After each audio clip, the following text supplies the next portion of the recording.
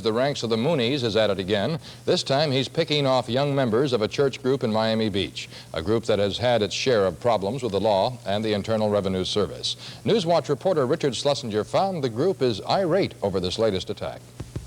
The Zion Coptic Church is a controversial organization that uses marijuana as an integral part of its rituals. Church members call it ganja and say it has mystical powers. The Coptics say about 9 days ago, one of the teenagers who comes here regularly disappeared. They say he called them recently and said someone called Black Lightning had him. That's the name used by Ted Patrick, who's known for his unconventional methods of luring young people away from religious cults. Just last night, another teenager disappeared, reportedly from his grandparents' house. Newswatch was able to confirm that Ted Patrick did take at least one boy on request of his family. He took him out of town somewhere. The boy's family doesn't know where, and they say they don't know how long the deprogramming will take. They say he's in good hands with Patrick, but the Zion Coptics are furious and worried. I'm not complaining about somebody disagreeing with what I say. I'm complaining about torture. I'm complaining about pressure pain. I'm complaining about locking someone down and keeping them away from his family and friends and his whole natural surroundings for 9 days now. The man's techniques, he says, he includes starvation, not giving them any sleep, having a doctor talk to him for maybe 10 hours. He gets tired. The doctor goes out and they bring in a fresh doctor. Brother Love says he's basically powerless to stop Ted Patrick, but he says the Zion Coptic Church is recognized as a legitimate church by the government. He says if Ted Patrick was trying to deprogram members of other churches, he would be forced to stop. And Brother Love says Patrick should be forced to stop in this case, too. Richard Schlesinger, Newswatch 10, Star Island. University of Miami Hurricanes are on the road again. Why do they schedule teams like Notre Dame? Patrick, the controversial so-called deprogrammer. Richard Schlesinger reports church members are angry. Newswatch reported exclusively last Friday that Patrick was working with some members of the Coptic Church. One boy's family told us that their son appeared to be under the control of the marijuana-smoking church members, that he had changed since he started going to the church and would not listen to them anymore. They said they had no choice but to get Patrick's help. Newswatch has since learned that the mother of one child told at least one other mother that Patrick was available and asked her if she wanted her son deprogrammed. The second mother, who asked not to be identified, said she came to the church to see what happens here and decided it was okay with her if her son kept coming. People told me that over here he was being brainwashed. I knew that this was not so. So therefore, how could I go along with the deprogramming? How did you know that wasn't true? Because I know about spirituality, and I know that since I see a change in my son since he's been coming here, and it goes along the same lines of what I know about people who are spiritual. Ted Patrick could not be reached for comment now. He told Newswatch in a brief weekend conversation the Coptics do use brainwashing techniques on their young members. Patrick says he's working with some Coptics now and will be out of town for a week. But he says he wants to tell his side of the story and promises to do that when he returns. Richard Schlesinger, Newswatch 10, Star Island. The federal court trial of former Programming will not work. New Yorkers can go back to reading, and the Dolphins take on the Cowboys. Smoking ganja or marijuana claims the deprogramming effort on two of its followers is a failure. Patricia Sagan reports on the war of words between the Coptics and the deprogrammer. Last month, two Miami Beach teenagers, Michael Arison and Tony Barron, stopped dropping by the Coptic Star Island estate. According to this man, their parents had them deprogrammed. Ted Patrick, the deprogrammer, has spent the past 8 years convincing members of various religious cults to leave the fold. He won't say how much money he took for working with the two boys, but he claims he only needed a few hours. They destroy their free will, their ability to think and make decisions on their own. They make mindless robots out of them. And I restore the free will, the ability to think, and then after this is restored, all of your constitutional rights and human rights is restored too. Mr. Patrick has no way of knowing what we do. We have no way of knowing what he does except what he puts in his book. And we don't approve of the things he says that he does. But as far as me being a brainwasher, I'm living my life, I'm professing my doctrine, and I am a soul washer. I have the type of washing that everybody could use concerning sin and keeping of the commandments. Brother Love says he's spoken to both boys on the phone. They're reportedly in California, and according to Love, want to return to the Coptic Church within the month. Meanwhile, Coptic worship hours continue undisturbed on Star Island. The Coptics point with pride to the new visitors they receive each day. Patricia Sagan, Newswatch 10. Arrested and turned over to immigration authorities in Port Everglades yesterday. The boat will be turned over to United States Customs. Gloria Albino for the TV6 10 o'clock news. And a group known for its use of marijuana was on the Coptic Church in the news. Two members of the cult who had been taken by their parents in a deprogramming effort are back with the group tonight, as Jill Beach reports. 18-year-old Tony Barron and Michael Aronson, age 17, last night. Both were saying there was no reason for them to go through the programming. They feel the Coptic Church is a free will religion, not a mind-controlling cult. I asked Michael Aronson if he went with Ted Patrick voluntarily. I didn't really, because they had me in my house, and they had me against my will, and I couldn't get out, and they would have physically kept me in there. So I decided to go along with it. And how long did you stay in the deprogramming? A month and I think 2 or 3 days after, when all the, I guess you'd call it heat, was down. How did you leave? We snuck right out of the house in the middle of the night. Even though his parents wanted him deprogrammed, Tony Barron thinks it just wasn't necessary. Basically, deprogramming it consists of just talking, and what Ted Patrick deals with is, mostly he deals with people who have problems, who are in cults, and those kind of people are deprived and in a daze and in a, just in a trance state, and that's not nothing what goes on at the Coptic Church, that's not, that just doesn't happen here. Brother Love of the Coptic Church plans to stop future attempts by deprogrammers. We're going to make Mr. Patrick know through various injunctions and cease and desist orders that he will be in serious trouble if he ever mentions the word Coptic again, until he comes here and talks to us and finds out who we are and what we say. Neither of the young men are staying at their parents' home, but both express the desire to have their parents understand their religion.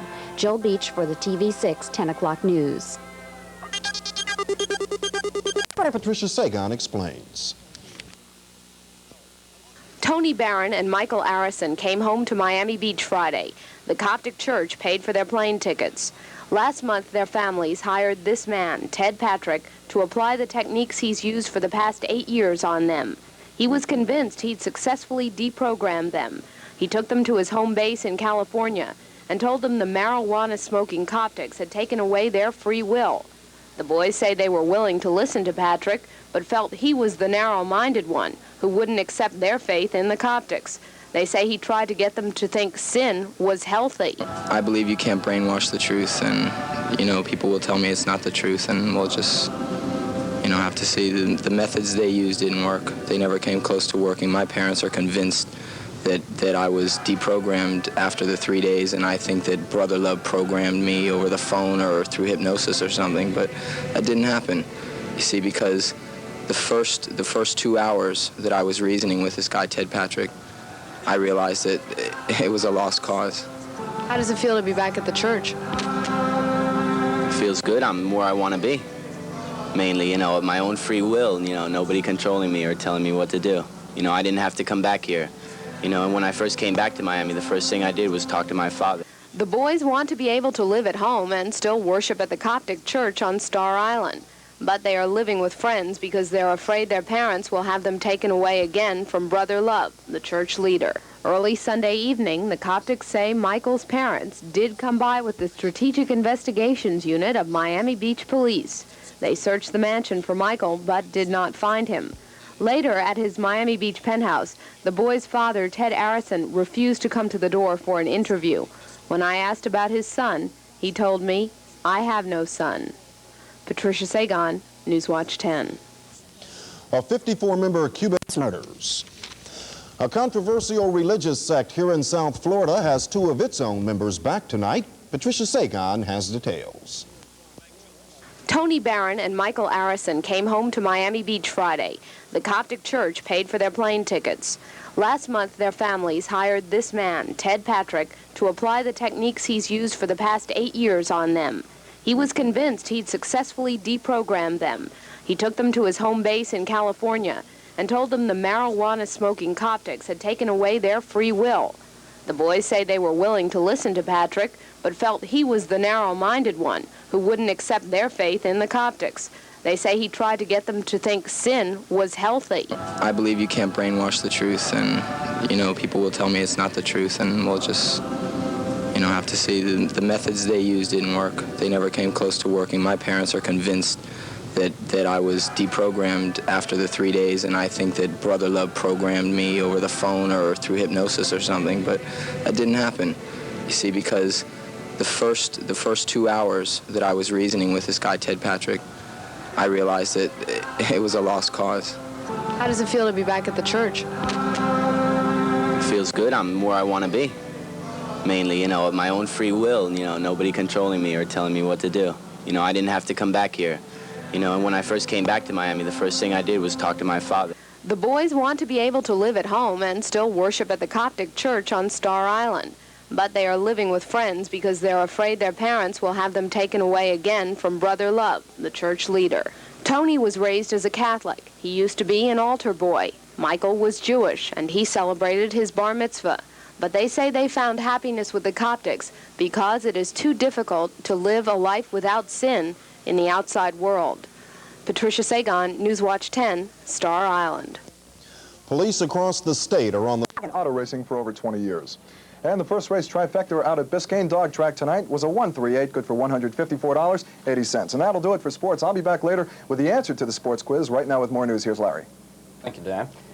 There was a wild scramble on Star Island tonight that spells more trouble for the Zion Coptic Church, which claims it needs marijuana smoking for its rituals. Jerry Fisher has that story from News Center 6. Jerry? Larry, Miami Beach police arrived at the Zion Coptic compound on Star Island about 7:30 with a court order from Dade Circuit Judge James Ernest. It was for 17-year-old Michael Arison, son of Carnival Cruise Line executive Ted Arison. Michael had been eluding his parents since returning to Miami Beach a few days ago. When we arrived, there was a scuffle inside the gate, but it was so dark in here you couldn't see what was happening in here. By the time we got in, there was people running, and we never did spot the kid. So if he was here, we don't know. Coptic member Martin Scott says Michael had just escaped from deprogrammer Ted Patrick, who had been holding Michael and 18-year-old Tony Barron in San Diego. And he said he was held forcibly against his will all this time. So he just grounded with Ted Patrick, and then after a while they escaped and they came back to Miami. So now Michael wanted to make things right with his parents and to show how his parents were wrong in hiring this guy Ted Patrick, that he's really nothing wrong with him, you know. So he didn't trust his parents that much. So he did trust his uncle, because his uncle seemed to be a pretty reasonable man until the night. And so what happened was his uncle came here and they had set him up to be taken. And then when the police came, there was a little scuffle and his uncle took off. Michael's girlfriend, who lives outside the compound, arrived to find him gone and at first ran off sobbing. Later, she talked to us. I just think everybody should just leave him alone and let him do what he's happy doing, and everything would be so much better for everybody. Frustrated in their attempt to find the boy, beach police contented themselves with uprooting a patch of green that police dog Yogi identified as marijuana. This is just the latest of the Coptics' run-ins with the law. The group's leader, known as Brother Love, tells me that U.S. Customs still has a $15 million claim against them, and the Internal Revenue Service wants another $4 million. Meantime, all the Arisons want is Michael. Larry? Thank you, Jerry. No complaints about our weekend weather? Tying the game at 14, but Heisman Trophy winner Earl Campbell went in from 6 yards out. The score is now 21-14. Now, as I said before, if the Dolphins are to be tied with the New England Patriots for the lead in the AFC Eastern Division, they must win tonight. Now, in that Kansas tiebreaker involving Palmetto, South Miami, and South Dade at Tamiami Stadium, South Miami was the winner, so they also win the 16 4A district football title. And that's all the time for sports. You're up to date. Now back to Larry. Okay, Dan. Florida Commerce Secretary Phil Ashler said today that foreign investors and business leaders are showing an increased interest in our state. Ashler, who's just returned from a trade mission to Germany, says he should soon see the results of this interest reflected in new investments in Florida, industry, and trade. Alan Hoffman is at the update desk with details on late-breaking stories. Alan, what's up?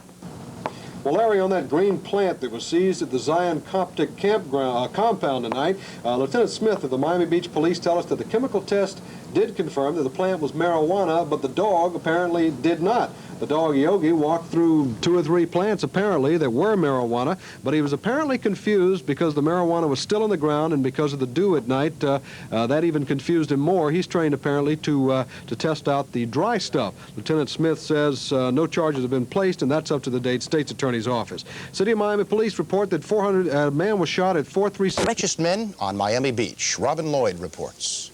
It was 7th. Near this intersection on Miami Beach, police say Central cab driver Peter Grimaldi by Dade County Circuit Court Judge James Ernest. It called for police to search for Michael Arison, a young man whose father owns the multi-million-dollar Carnival cruise ship line here in Miami. What the parents apparently are afraid of is brainwashing. The church teaches peace and love through the smoking of marijuana. But this evening, there was no sign of the 17-year-old boy. The spokesman for the Zion Coptic Church, Brother Love, says young Arison was scared off by the police. I was on the telephone. I saw a bunch of lights come to my gate. I put down the telephone and went outside, and I saw people running in every direction. And now the police say that they cannot find that person, so I do not know. Who knows? Police officers with dogs searched every room, but found nothing.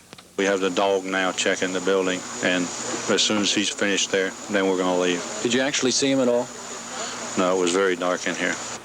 A number of parents have filed complaints against the Coptics, but the state attorney's office has no evidence that church members are being held against their will. Police found nothing to change that legal standoff this evening. Robin Lloyd, Channel 4 News. There were also developments tonight with a local religious sect, the marijuana-smoking Zion Coptics on Star Island. Richard Schlesinger reports Miami Beach police went to the Coptic church on behalf of a family who wanted to retrieve their son, but the boy was nowhere to be found. The police came armed with a search warrant to look for Michael Arison. He's one of the boys who was recently taken from his parents' house by deprogrammer Ted Patrick. Arison returned to Miami Beach this weekend and went back to the Coptics. But according to the police, when they pulled up, there was a scuffle and the boy was nowhere to be found. The Coptics say Arison's uncle came to the house and tried to force the boy to come with him. Arison reportedly put up a fight and ran away, leaving the police to search for him unsuccessfully. This is another one of the fruits of an evil tree. There's been a misunderstanding. The parents have never taken the time to come over here. They apparently have seen news accounts of different things that they call cult, and they're trying to group us in that category. My understanding of cult are secret organizations with secret vows and secret covenants and secret things that men do. We don't have that. Arison's family refused comment on the incident. While the police did not find the boy, they did find several plants they say are marijuana growing in the Coptic's backyard. After testing a few leaves chemically, the police pulled up the plants despite strong protests from the Coptics. The plants have been confiscated, but police would not say if any charges will be filed. Richard Schlesinger, Newswatch 10. In Cuba, Fidel Castro and Cuban exiles have held Banyan Elementary. Miami Beach police raided a local religious cult last night, the Zion Coptic Church on Star Island. Police were looking for a 17-year-old boy, the heir to one of the richest men on Miami Beach. Robin Lloyd reports. It was 7:30 when police stormed into the cult's village-style community. The officers had a court order issued by Dade County Circuit Court Judge James Ernest. It called for police to search for Michael Arison, a young man whose father owns the multi-million-dollar Carnival cruise ship line here in Miami. What the parents apparently are afraid of is brainwashing. The church teaches peace and love through the smoking of marijuana. But this evening, there was no sign of the 17-year-old boy. The spokesman for the Zion Coptic Church, Brother Love, says young Arison was scared off by the police. I was on the telephone. I saw a bunch of lights come to my gate. I put down the telephone and went outside, and I saw people running in every direction. And now the police say that they cannot find that person, so I do not know. Who knows? Police officers with dogs searched every room, but found nothing. We have the dog now checking the building, and as soon as he's finished there, then we're going to leave. Did you actually see him at all? No, it was very dark in here. A number of parents have filed complaints against the Coptics, but the state attorney's office has no evidence that church members are being held against their will. Police found nothing to change that legal standoff this evening. Robin Lloyd, Channel 4 News. Newly elected law...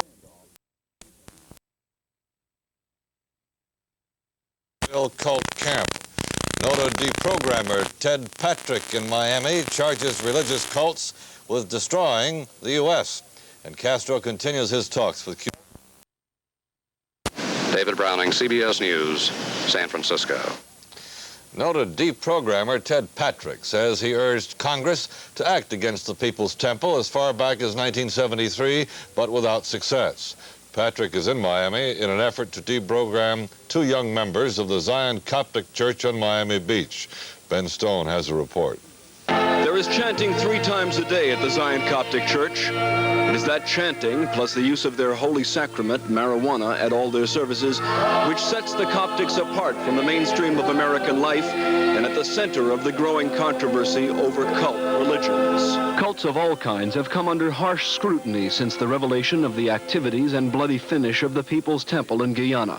While members of the Zion Coptic Church say theirs is a peaceful religion, keeping no member by force, noted deprogrammer Ted Patrick disagrees, claiming the Coptics attract young people with drug smuggling and instant hypnotism. These are professional crooks and con artists, and they come under the guise of religion. They have taken the First Amendment and abused it.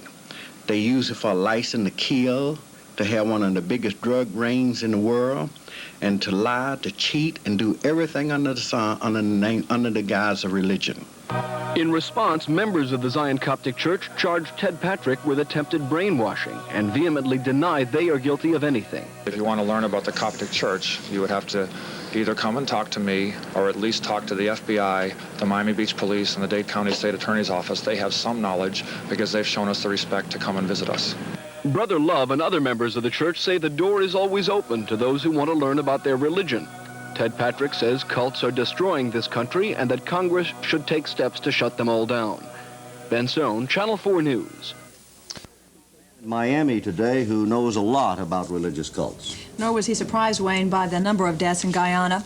He's known as a cult deprogrammer. That's a person who tries to rescue cult members and bring them back to their families. He told us today that he warned U.S. officials 5 years ago to take action against such sects as the People's Temple. Ted Patrick says during the last 8 years, he has deprogrammed 1,600 members of various cults. He claims they were hypnotized and brainwashed by cult leaders.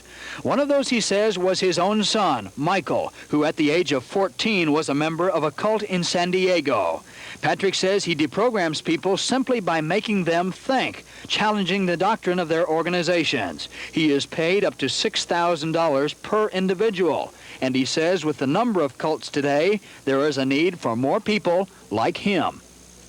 With over 5,000 cults in the nation and vicious and violent cults in the nation, we need at least 10,000 or more deprogrammers in the United States. This is how bad they are needed. What, in your opinion, is behind all these cults? Money, power, and control. It's a multi-billion-dollar racket, and it's a conspiracy to turn this country into a totalitarian nation. One of the groups Patrick has worked with is the Zion Coptic Church. He tried deprogramming 2 young members of the Miami organization, but failed. Today, he telephoned church spokesman Brother Love. Patrick was looking for a 17-year-old boy being sought by his parents. Brother Love said the boy was not there. Patrick says in his opinion the Coptics are simply another cult, a drug organization, not a religion. Brother Love says it's not true and adds if Patrick keeps saying that, he may seek legal action. Ted Patrick says there is a need for laws against what he claims is the ability of cult members to hypnotize and brainwash others. Mark Potter for Channel 7 News. The Israeli cabinet gave its approval today. Still searching the area for more. Larry? The Guyana massacre stemmed from an investigation into whether the members of Reverend Jones' group were being held against their will. Today, a nationally known deprogrammer charged that the local Zion Coptic Church hypnotizes its members in much the same way. Jan Evans reports. Ted Patrick has made a business of what he calls deprogramming. That is, convincing young people who have left their homes for exotic religious groups to return to their former lifestyle. Patrick recently tried to deprogram 2 members of the Zion Coptic Church of Miami Beach by sending them to California rehabilitative homes, but the boys left and returned to Miami. Patrick says there are 500 cults in the country, and that their leaders are con artists who try to mentally manipulate their members. Patrick says cults, including the Coptics, are dangerous and should be dealt with by the government. It should be a law against hypnotizing a person against their will and their knowledge. And it should be a law to protect the First Amendment. Because when you destroy a person's free will and their ability to think, you automatically destroy their human rights and their constitutional rights. Patrick claims that members of the Coptic Church have been mentally seduced. Coptic leader Brother Love today invited Patrick to visit the group's Star Island headquarters. But Patrick said he would only meet with Love if the group would release the two boys who returned to the church. Love tried to explain to Patrick that one of the boys, Michael Arison, is not at the house. But Patrick says even if that's so, the boy is still under Love's influence and would return home if Brother Love told him to do so. Nonetheless, Love is upset that Patrick is comparing the Coptics with those persons involved in the Guyana massacre. The Ethiopian Zion Coptic Church has a long list of witnesses that will dispute that. I would suggest that anybody that wants to know whether or not that's true call the FBI, the Miami Beach Police, or the Dade County State Attorney's Office. They have all sent representatives over here who have come as our guests, have come frequently, and I'm sure they will become our strongest advocates. Love says Arison and his mother have arranged to meet with each other tomorrow without any help from Patrick. Jan Evans reporting for the TV6 10 o'clock news. Coming up on the 10 o'clock. Number shows the assassin's number about 200. And South Florida's Zion Coptic Church is worse than the People's Temple, according to a man who has spent his life deprogramming members of religious cults. Ted Patrick tried but failed to deprogram Michael Arison, a Miami Beach teenager who with a friend joined the Coptics. The deprogramming was taking place in Los Angeles until Arison escaped and reportedly returned to South Florida. Patrick told Newswatch he followed Arison here, thinking he had rejoined the Coptics. Arison is yet to be found, but in a phone conversation today, Patrick told the Coptics what he thinks of their organization. I'm telling you, you are doing the same thing that Jim Jones are doing. This is the reason Congressman Ryan got killed, because Jim Jones refused to let the children go home to their parents. And you got these people in a psychological prison, the same as Jim Jones. It is. You're doing the same thing that People Temple did. You're doing the same thing. You refuse to let Micah or any of those people go home. You're worse than Jim Jones. You're more dangerous than Jim Jones because you got more to lose. You got a multi-billion-dollar racket going. The Coptics insist they are not a cult and say their members are free to come and go as they please. tonight in Havana, the dialogue is nearing an end between Fidel Castro. They were more than that, and Guyana may have believed him. Bruce Morton, CBS News, the White House. Cults, similar to the People's Temple, have been flourishing in this country for some time. Many of these groups are accused of brainwashing. Well, Ted Patrick has spent several years trying to deprogram those he claims have been brainwashed. He was in Miami today trying to deprogram 2 young members of the Zion Coptic Church. Ben Stone reports. There is chanting 3 times a day at the Zion Coptic Church. It is that chanting, plus the use of their holy sacrament, marijuana, at all their services, which sets the Coptics apart from the mainstream of American life and at the center of the growing controversy over cult religions. Cults of all kinds have come under harsh scrutiny since the revelation of the activities and bloody finish of the People's Temple in Guyana. While members of the Zion Coptic Church say theirs is a peaceful religion, keeping no member by force, noted deprogrammer Ted Patrick disagrees, claiming the Coptics attract young people with drug smuggling and instant hypnotism. These are professional crooks and con artists, and they come under the guise of religion. They have taken the First Amendment and abused it. They use it for a license to kill, to have one of the biggest drug rings in the world, and to lie, to cheat, and do everything under the sun, under the guise of religion. In response, members of the Zion Coptic Church charged Ted Patrick with attempted brainwashing and vehemently deny they are guilty of anything. If you want to learn about the Coptic Church, you would have to either come and talk to me or at least talk to the FBI, the Miami Beach Police, and the Dade County State Attorney's Office. They have some knowledge because they've shown us the respect to come and visit us. Brother Love and other members of the church say the door is always open to those who want to learn about their religion. Ted Patrick says cults are destroying this country and that Congress should take steps to shut them all down. Ben Sohn, Channel 4 News.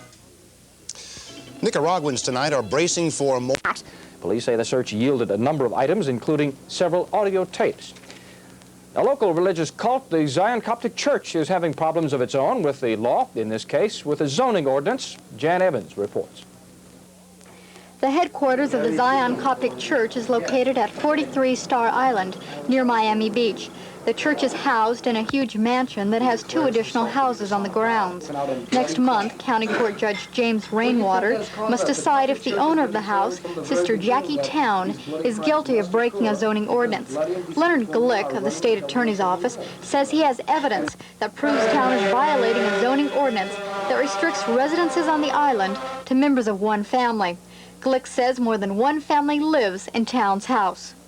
Well, the evidence that would come out into court would be statements of persons that attended a town meeting wherein they said that we are raising our families in this particular residence. It'll be up to the court to make a determination as to whether or not the evidence is sufficient to support the charge. Town says no one lives at the house except her family, but she does admit that several guests stay hours to weeks at the house. Town says the suit stems from a misunderstanding with the neighbors. Now, their main contention, as I understand it, is that I'm using this dwelling for something other than a single-family residence, which is not true. For this is my house, it's in my name, I live here with my family.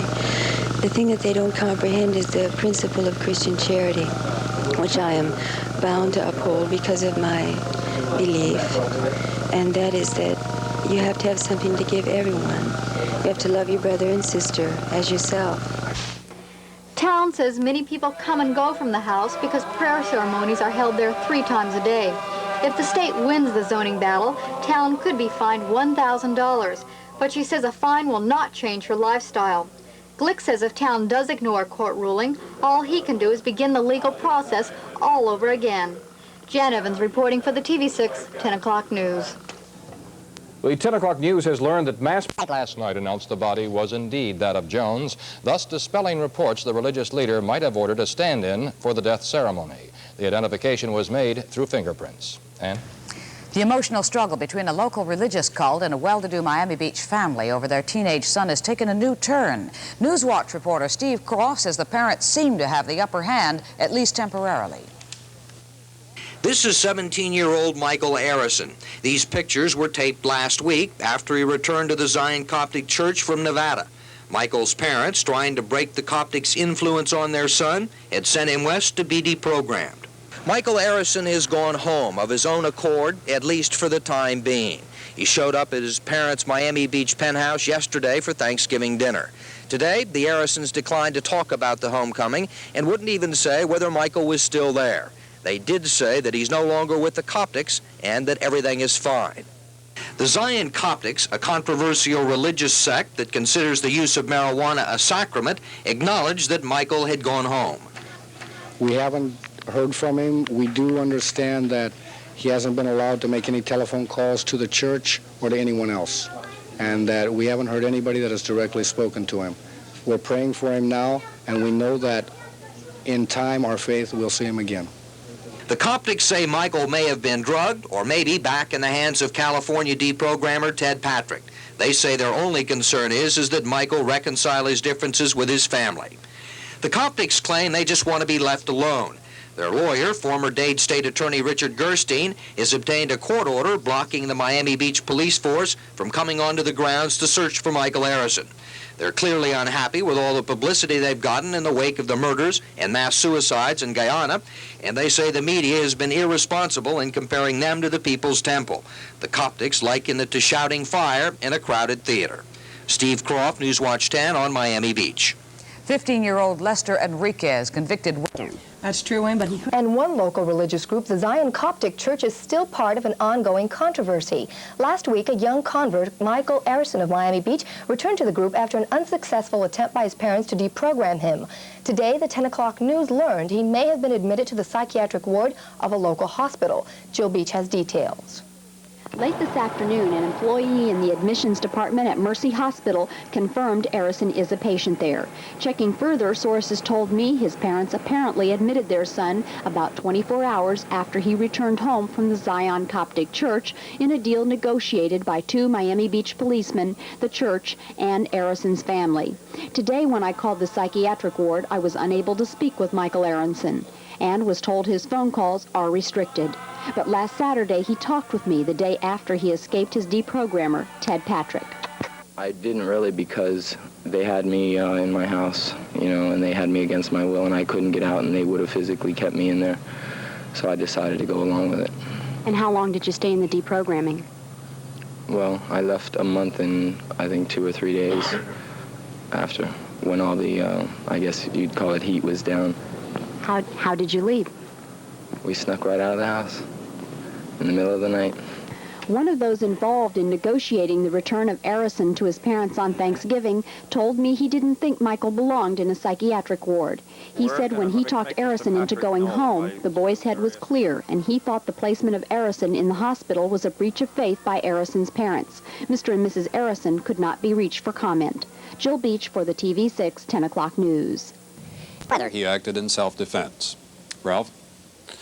An outgrowth of the shocking mass suicides at Jonestown, Guyana, has been a renewed focus on other religious cults. One of those fringe groups is the Zion Coptic Church. Ben Stone visited the church's Miami Beach headquarters today to report on the cult's controversial practice of openly smoking marijuana. The one element of the Zion Coptic Church which draws the most hostile reaction from the general public is the use of marijuana by the children of church members. While police agencies are well aware of the practice at the Star Island Mansion headquarters of the sect, church members feel free to partake of what they say is their holy sacrament, and it is most likely that religious connection which discourages local, state, and federal authorities from frequent raids on the church. But what of the children? Jane Caudill is a licensed teacher, accredited by the state of Florida. Not a church member herself, she's one of 2 teachers who provide for the private education of about 20 children at the church. At first, I was shocked, but after that, I can honestly say that I see no ill effects on the children. Sister Jackie has 2 children. She sees the use of marijuana not as a drug, but as a healing sacrament. It has a good effect. It makes them more loving, more sharing. They reason from their heart very freely. They're very aware of what goes on both without and within. 12-year-old Brian has been with the Coptic Church since he was a baby. Makes me feel good, more godly. Coptics know how the community feels about their use of marijuana around children, but they say they have nothing to hide. Ben Stone, Channel 4 News. In addition to the latest on the San Francisco murders, these stories will be covered. Hard to swallow painful evidence that American religious freedom and the right to travel and think as we please has a price of its own. At the State Department, this is Mark Walton. A local religious group faces more controversy tonight. The Coast Guard says the group made a bomb threat against one of their boats. Eliana Bravo reports. Shortly before 11 o'clock this morning, the captain of the Coast Guard cutter Dauntless said some members of the Zion Coptic Church pulled up alongside the cutter at the Miami Beach Coast Guard station in a fiberglass boat and said there was a bomb on board the cutter.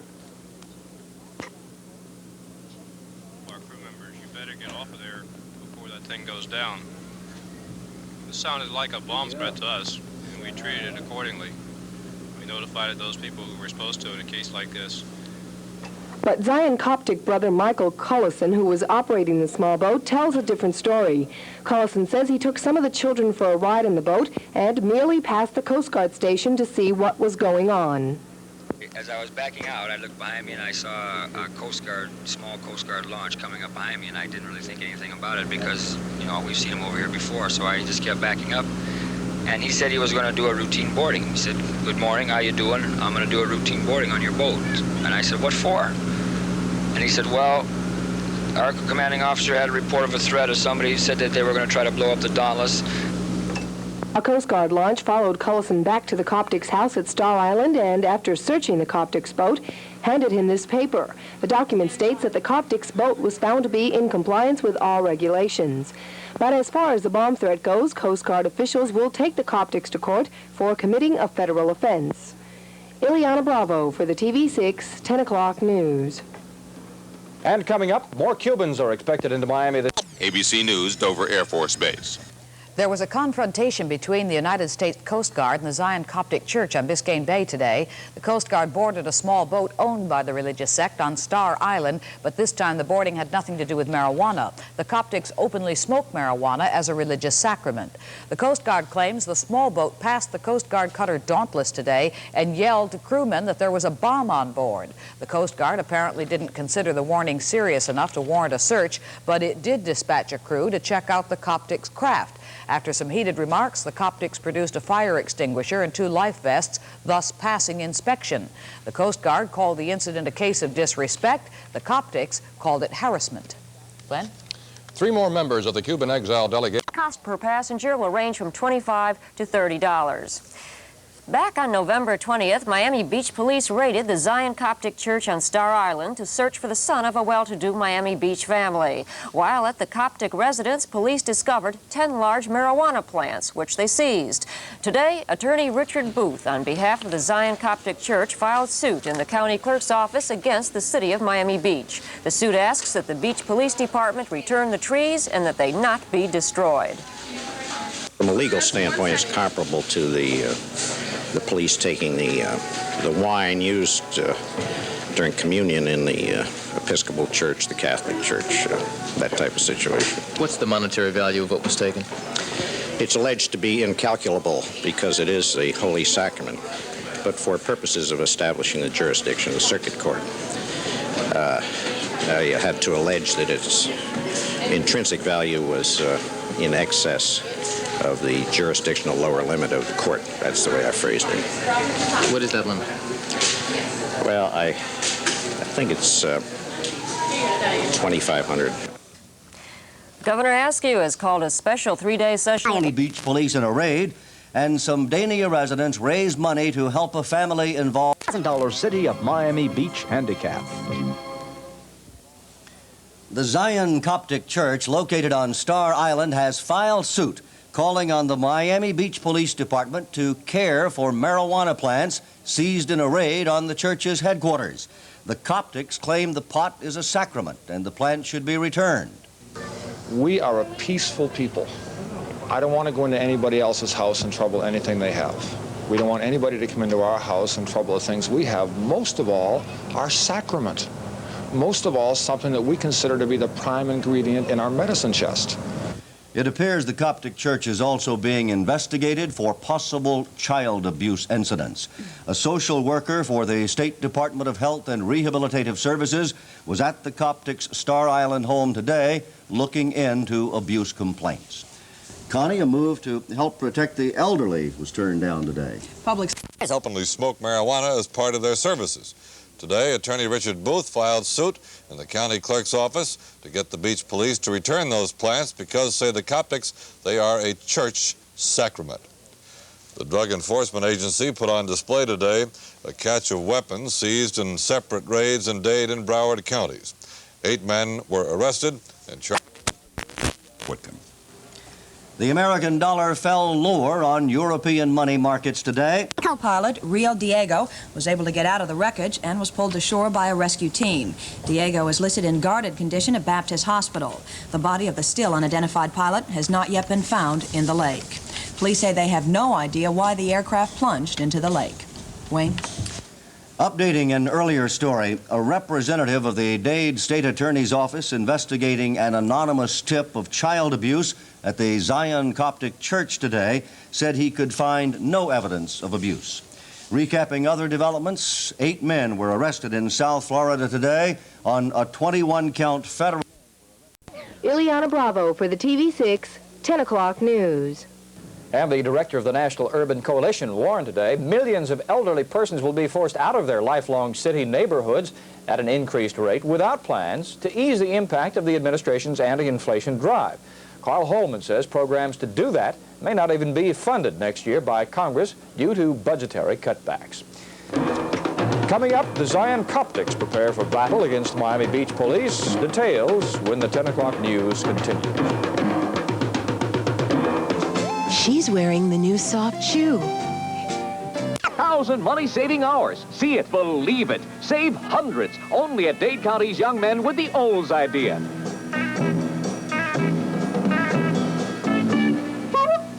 There are a few that can tell the tales of her weathered decks and bellowing sails, but the sea still holds most of her secrets. Join Jean Cousteau Saturday night, December 2nd at 8 for an adventurous endeavor with the sea's endless magnificence, from beneath the polar ice caps to the mystifying wrecks that lie peacefully on the ocean floor. People of the Sea, a TV6 special presentation, Saturday night, December 2nd at 8. The Zion Coptic Church claims the Miami Beach Police and the Dade State Attorney's Office are trying to set them up for a big marijuana bust. Gene T. Bloom has that story. The Coptics, who use marijuana as a sacrament in religious services, claim the police intended to use Californian Daryl Pemberton to supply information. Pemberton told me Fort Lauderdale police arrested him 10 days ago after he bought 25 pounds of marijuana from a police informant. He says the police confiscated the marijuana, $9,000 in cash, and his driver's license. Pemberton claims the police promised not to charge him with a crime if he'd become an informant for the Miami Beach police. Pemberton says the beach police then set him up in this motel and gave him money for expenses. The motel manager, Sam Rowe, told me Pemberton did stay at the motel, but says he did not see any police officers there with Pemberton. Pemberton alleges the police gave him instructions on how to help set up the Coptics for a big marijuana bust. I was told to infiltrate the Zion Coptic Church and find out information in regards to where they keep the marijuana stash, where they keep the money. But Pemberton told me during his short stay at the Zion Coptic Church on Star Island, he saw the light. Everything he said was true. I mean, it was life, how I think life should be. I mean, you know, people care for one another. I mean, it's everybody's treated on the same level. Now, people are going to have a difficult time believing this. Here it is 10 days ago, you're a marijuana dealer carrying $9,000 in cash, and all of a sudden you found the truth. Why is that? I've been hunting for the truth. I'm 29 years old. I've been hunting for the truth all my life. After telling his story to the news media, Pemberton, afraid of what the police would do to him if they found out he talked, ran to his car and drove out of town. Miami Beach Police spokesman John Anderson refused to be interviewed on camera, but he told me the Beach Police and the State Attorney's Office are conducting a joint investigation into the Coptics' activities, but would not comment on Pemberton's allegations. Later in the day, Beach Police Lieutenant Dennis Goddard and an investigator from the State Attorney's Office served subpoenas on Coptic members Brother Love, also known as Thomas Riley, Brother Robert Cohen, and Sister Jacqueline Town. The subpoenas request the trio's presence at the State Attorney's Office Monday to answer questions related to the Coptic investigation. But while this was going on, Brother Love told the officials he has some papers to serve on them. We served them a document from the United States Department of Justice, which was an acknowledgement of the United States Justice of our sacramental use of marijuana at religious services. They sent me a piece of paper which I accepted as a peaceful offering. I did not see the word criminal when they showed it to me. This is a cops and robbers imagination. This is the kind of thing you can watch on the television. The Coptics attorney, Richard Booth, told me the church members have constantly been harassed by law enforcement officials. Brother Love is hopeful the marijuana matters will someday be resolved with the Supreme Court ruling the legalization of marijuana. Gene T. Bloom for the TV6 10 o'clock news. Well, the Coast Guard today fished 40 bales of marijuana from the Gulf Stream off Fort Lauderdale. Would only encourage more thousands to come here. Coming up, a report on the Hare Krishna's Santa Clauses. Are they naughty or are they nice? And some members of the Coptic Church on Star Island have been subpoenaed by the Dade State Attorney's Office. Details of these and other stories coming up. Diamonds in downtown Miami. Santa Clauses and soliciting money from Christmas shoppers. But Channel 7 News followed up a report that these Krishna Clauses are operating without permits. And reporter Peter Dent was greeted with little warmth. Couple dollars. This Krishna clause told people their contributions would help the poor. He failed to say they would help print Krishna literature too.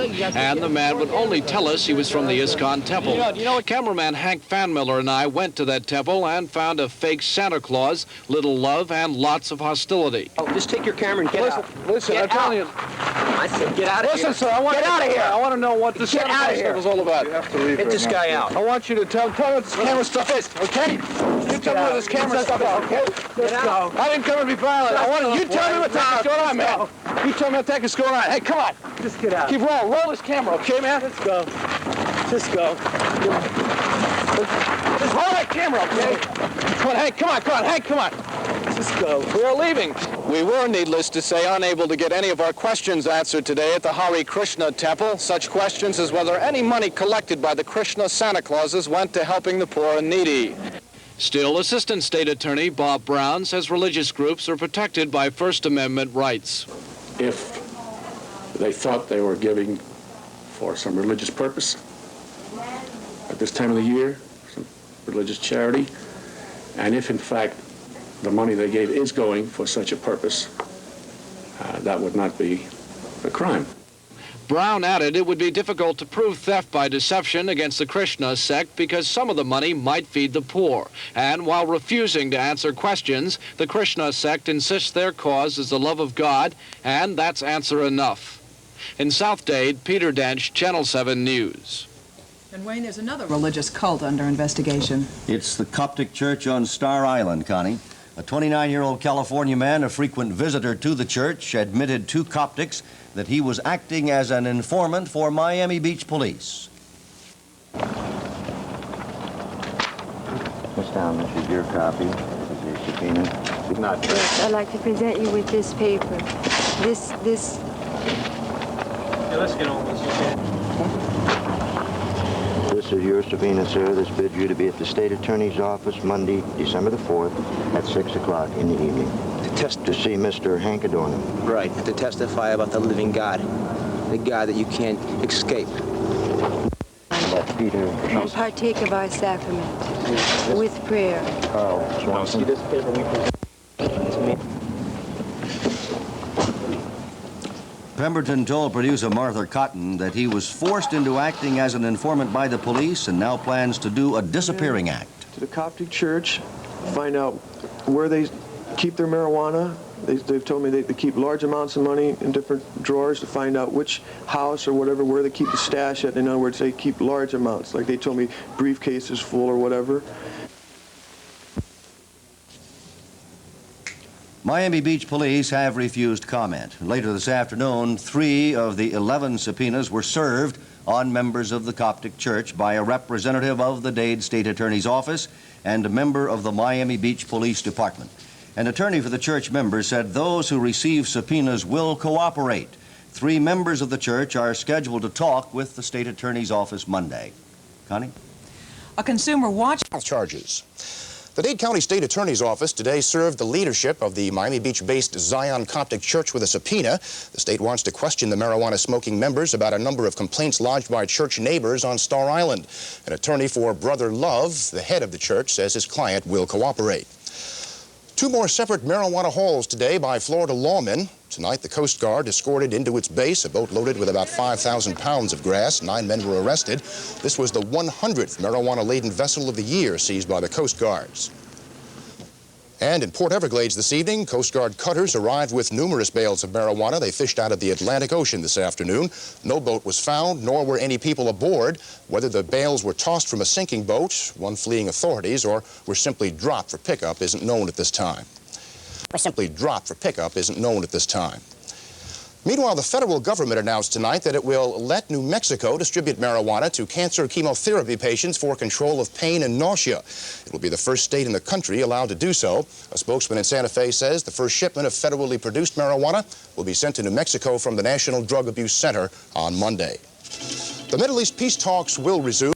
Investigation should be carried out. Patricia Sagan has more. Temple Israel's Rabbi Joseph Narrett, long an advocate of gay rights and the anti-war movement, says the Jonestown suicides were incredible only in degree. He is suspicious of all cults, especially those that recruit young members like the Hare Krishnas. In his opinion, the government should investigate all religions to uncover potential abuse and tragedy. Official established religion has nothing to fear. To have all these rumors, and not only rumors, but reports about poison and guns and threats of suicide floating in the air all around governmental and private agencies and no one doing anything in the name of freedom of religion, to me is a great travesty. One of the most important aspects of American democracy is that a man, a human being, is free in his conscience as far as his religious precepts are concerned, that the government has nothing to do with that. Most clergymen agree with Rabbi Abramowitz, but Rabbi Narrett says there are times when we should compromise certain values. He says Jonestown is a phenomenon in our society, not a freak occurrence. Patricia Sagan, Newswatch 10.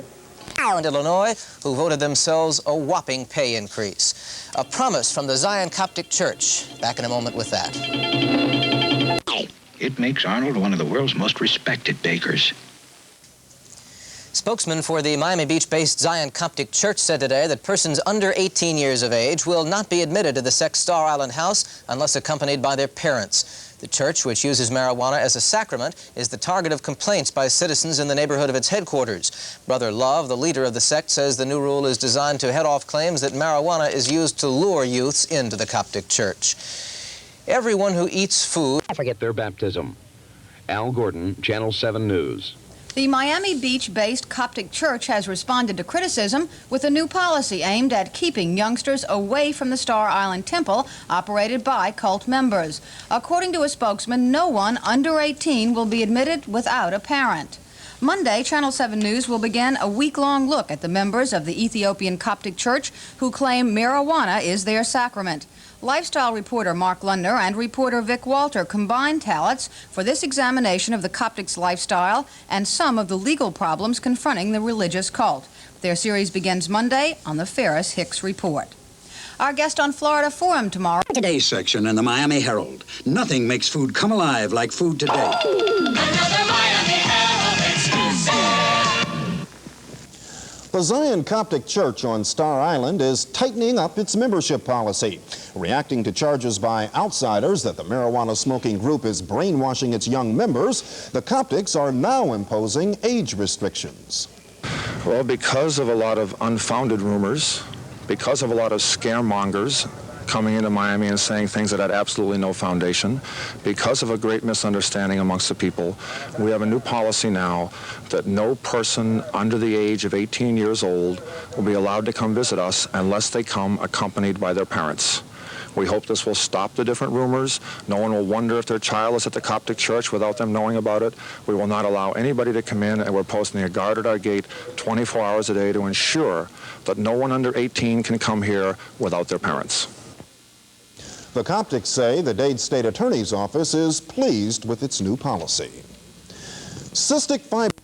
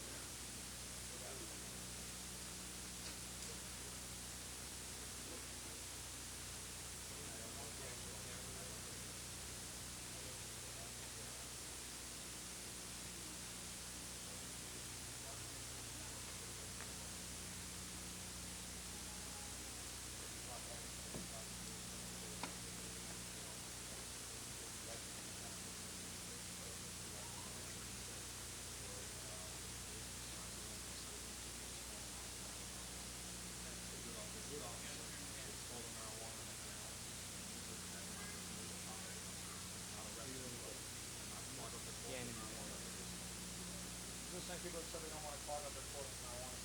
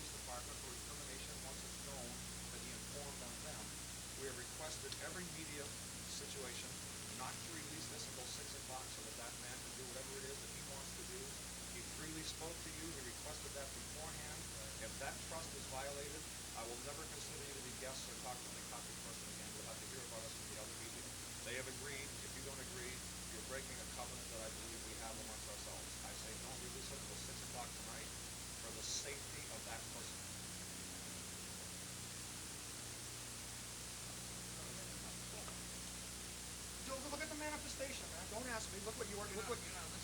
Look what your mouth caused. He's not here because of something that came out of your mouth. He's gone. And you frightened him. I told him to come back. No, see, please. I've seen my mother go. Our judge said send you to an asylum for marijuana arrest. You don't understand that. You don't understand what we who have been treated like criminals feel like. When you make some dumb statement like that, or insinuate that maybe you're going to bring in someone else to jail. Steve, please. Hold on. Listen to one word I told you. Not listen to one word I told you. Have you been to jail? Steve, please. Hold on, Steve. All I can say is we were all here very peaceful. Every media person. Now, all I said was to you, I said, Brother, look, we may have a problem about the news. I'm frightened. That's all I said. I'm not saying that you said anymore. So you have not listened. I have a question for your attorney, okay? Number one, if it turns out that this man has drug charges, not drug, marijuana charges. Criminal charges. He says he does. And we are in a position of holding back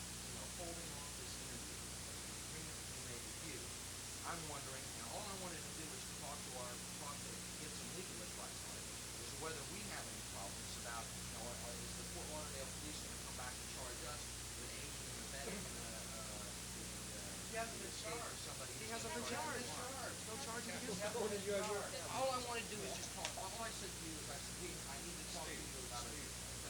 I'm not trying to say you said anything more than what you said. I heard what you said. All you said is exactly what you repeated. We may have a problem. But I want you to understand that to a person who was in jail before, to a person who is in danger of being put back in jail by angry policemen now, and that's the kind of people who get beaten up. That simple statement out of your mouth frightened him. You didn't expect it, or you never would have said it. You didn't say it to frighten him. You're talking as Steve Croft. You're talking as if we know who you are, we understand your mentality, and we're saying that you've experienced a lot of the things that you've done.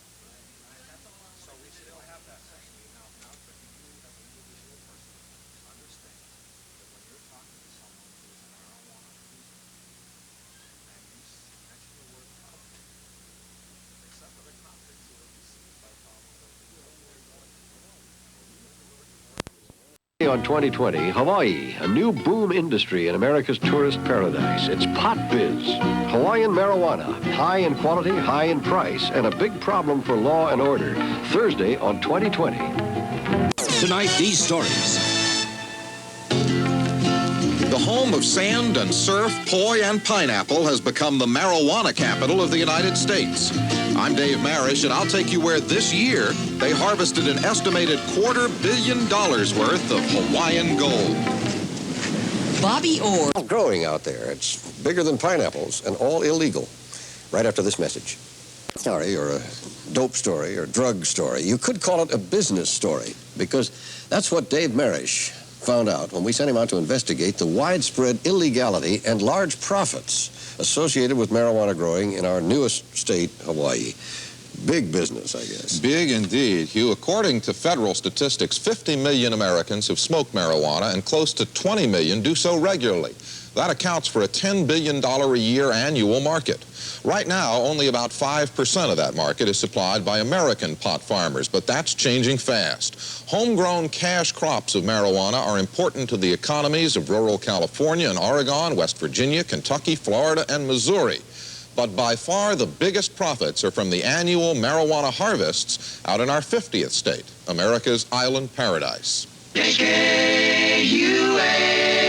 Honolulu. It's 8:23 in Hawaii, your homegrown station. We remind you that it takes the world's best taro to make the world's best poi. Taro grown in Kauai's lush green Hanalei Valley, the only kind used in Haleiwa strain poi.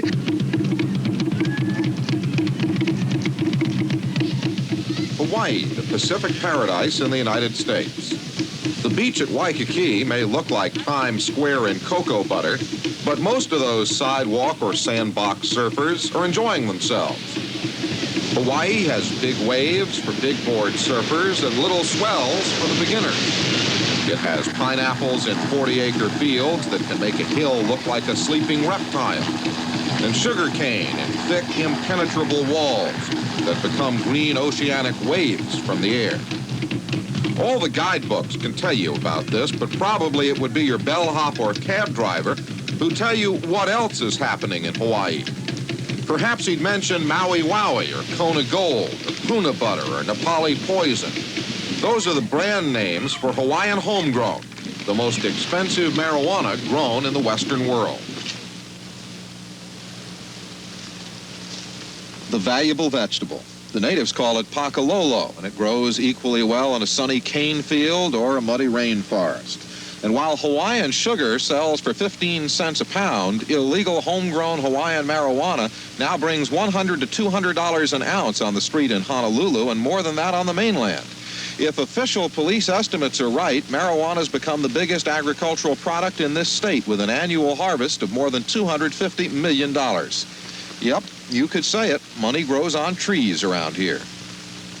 We expect to get a pound out of this one mound, a pound of buds, grouping. And that's about $2,000? And $2,000 a pound is, it's a fair price. I mean, I can see $5,000 a pound on the horizon.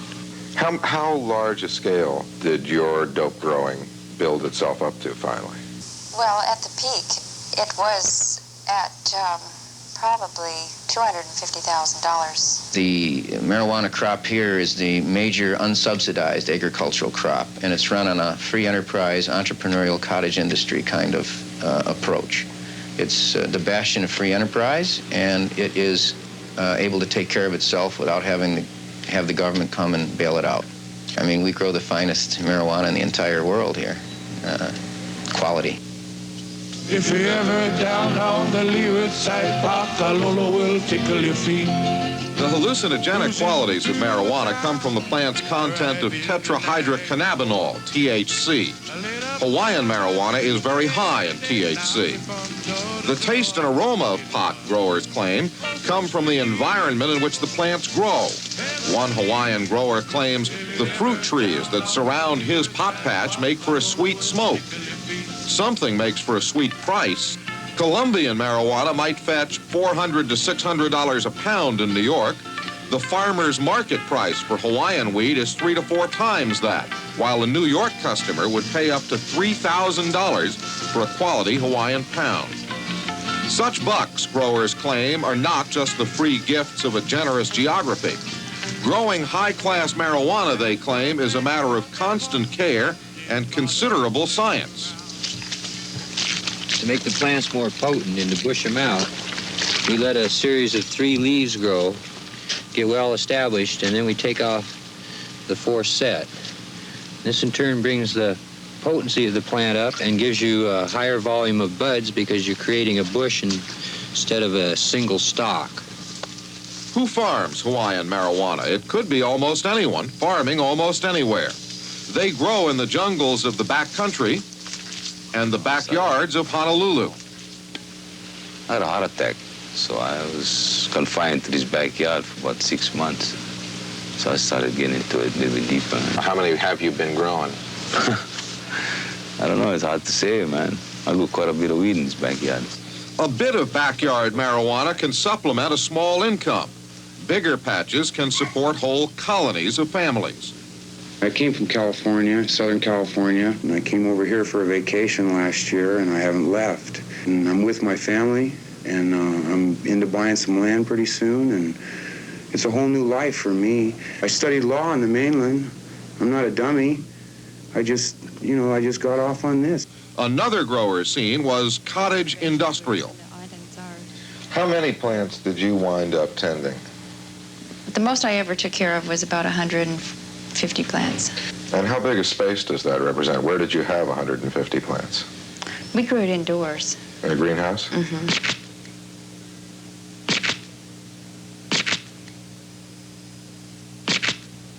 How did you distribute it, or how was it moved? The moving of it is very easy because we only dealt through 2 or 3 people. You can narrow your clientele down to one person who will bring, 50,000 at a time, and he'll take whatever you can give him every time he comes to visit you. And there's no problem finding No, they buyers come like to that. you. You don't have to go out knocking on any doors. To be able to ship marijuana out of here in the quantity to make it worthwhile for large dealers to profit by, it would have to be shipped out of here by ship. See, to fly it out of here, you would, of necessity, have to package it in small quantities, subject it to a lot of handling by people at the airport, but that's not generally true with shipping. Now, there's 2 types of shipping that it could possibly leave by. First is our commercial cargo containers. Nobody really knows what is shipped in these containers. And also, a second means, there's a strong indication now that marijuana could be leaving Hawaii by private pleasure cruises. There are literally hundreds of private coves, inlets, and harbors where pleasure cruises could land, offload and unload cargo, and leave the island without detection. So that it simply is not within the resources of the legal community to interdict this traffic. It's not within the sources of this community as we find the kinds of facilities that we have to date. Give me that. But Hawaiian law enforcement hasn't given up.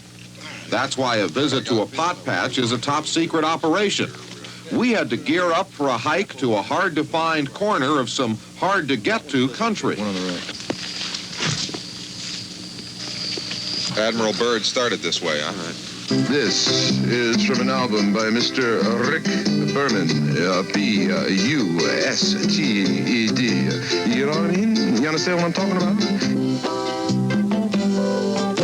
Take a ride with me down to Napopo Bay, on the Kona coast where the sun shines every day. This hike, the shorter of 2 jungle treks we made, started with an hour ride into the bush on a Jeep. Then came a 90-minute stretch of jungle trails and mountain paths. You step where I step, don't step on that. You got to be careful of the booby trap. You look to the left and you look to the right. Well, I think it's gonna be a marvelous night.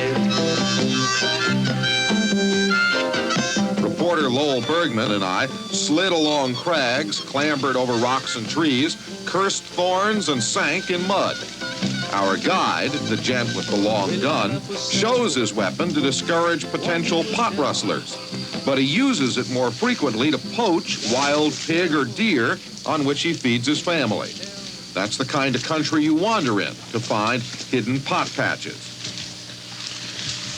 We've been hiking now through the woods for almost an hour, but even up here in the clouds, it's not safe enough to have a real large patch of marijuana, huh? No, we had some busts about 2 weeks ago, I think. They came up into the mountains and busted a couple guys. So that's why even up here under the clouds, you have to plant a few plants here. We got some behind here, some behind here. We got plants all over the sides.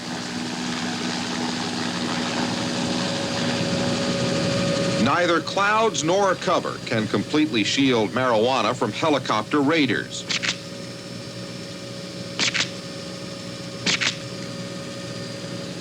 During this fall's harvest, the skies of Hawaii were loud with choppers, as local police and a variety of federal agencies teamed up for Operation Green Harvest, very likely the biggest series of pot raids in American history.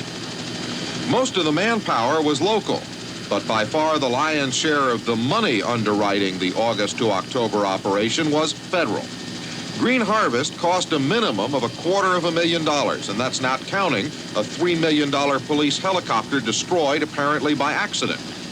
Now Hawaii's police chiefs are asking Uncle Sam for $1.5 million more to rent a Coast Guard cutter, the Customs Service's pot-sniffing dog, and lots of National Guard helicopters. Hawaii is the first state whose National Guard unit's been called to duty because of a marijuana emergency. The state role has been a supportive one. We were asked by the various police department of the counties to supply some help, helicopter service, people from the National Guard to participate in the Operation Green Harvest. And they were the ones who determined when they wanted this and how they wanted it. It was kind of hilarious because it was all this fuss over not too much. People had been warned ahead of time. They'd move their crops. The DEA, the Vice Squad of Maui, and they come up in the big Ford, you know. Quick, the National Guard snaps to attention. The guy jumps out of the big Ford with the game plans, and literally they huddle around in a circle, and the guy with the game plans is telling them just like military, you know, and, well, the cross at here, and you're going to go up here, and we're all rendezvous down here. It was like Vietnam. Not to some growers, they lost as much as $7 million in pot to the Green Harvest operation. That according to police estimates. It's a big number, and a big pile of plants went up in smoke before invited news film crews.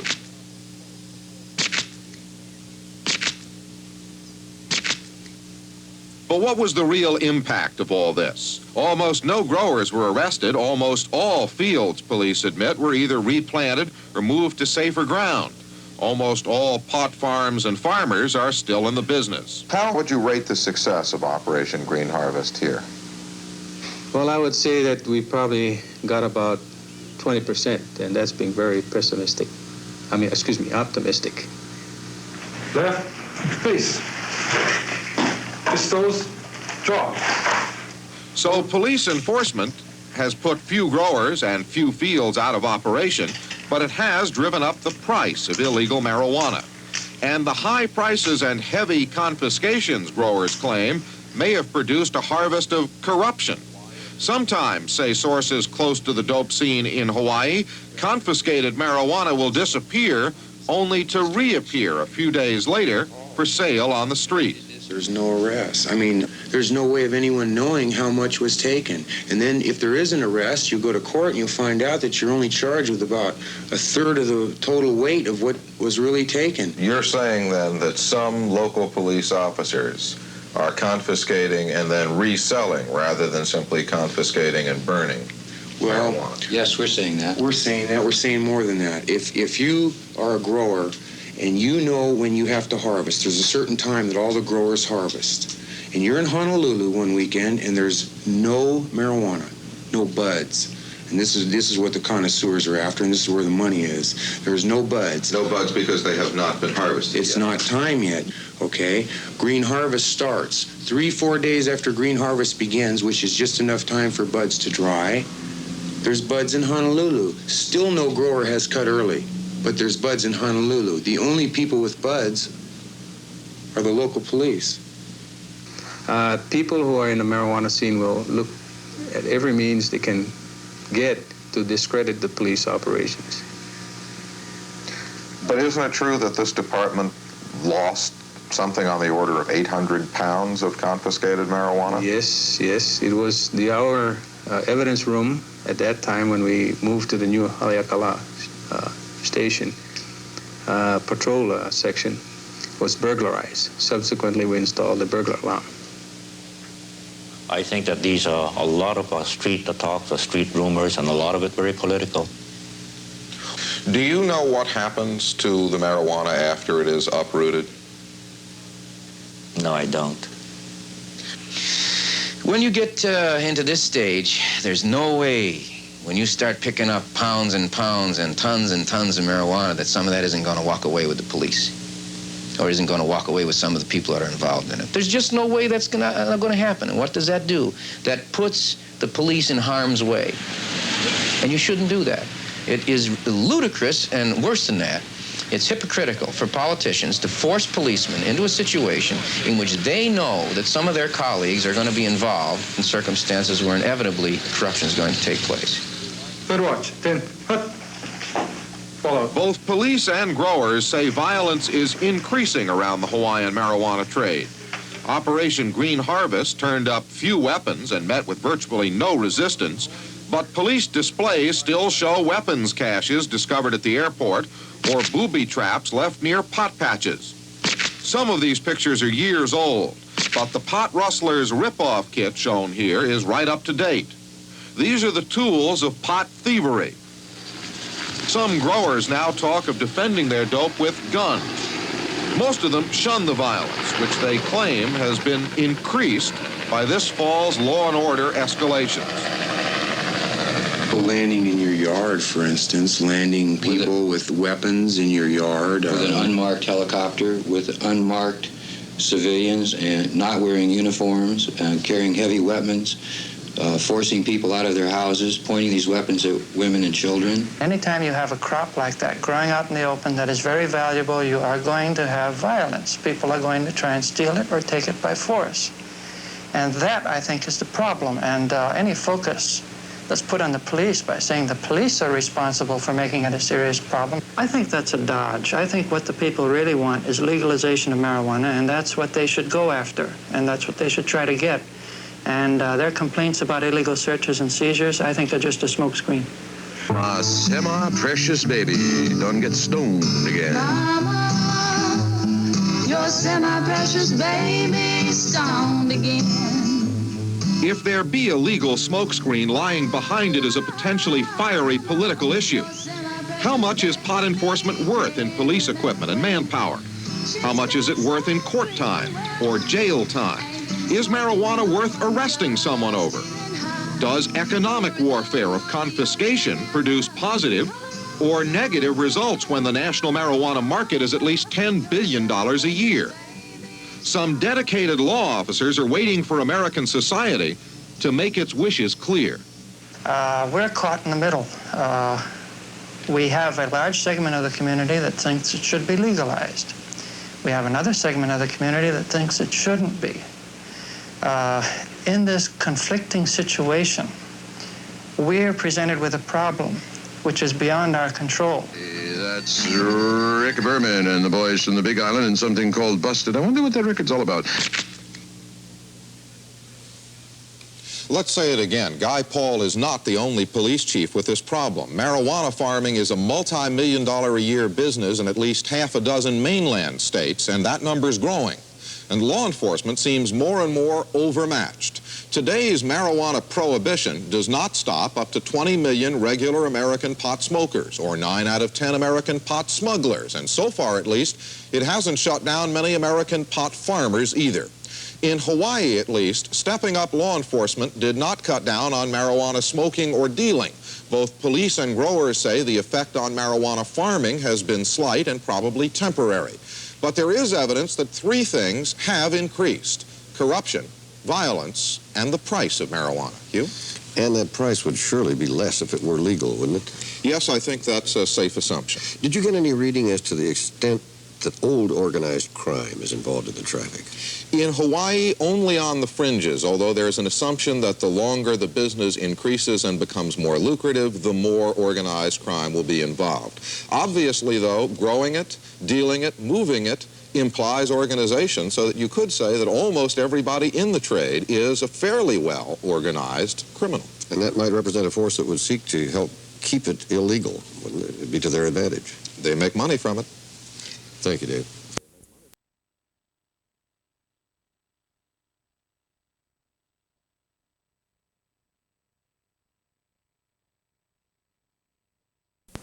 The slings in Guyana have raised concern about the impact religious cults have on American life. Ben Stone takes a look at the Zion Coptic Church on Miami Beach, one of those cults on the outer edge of the fringe.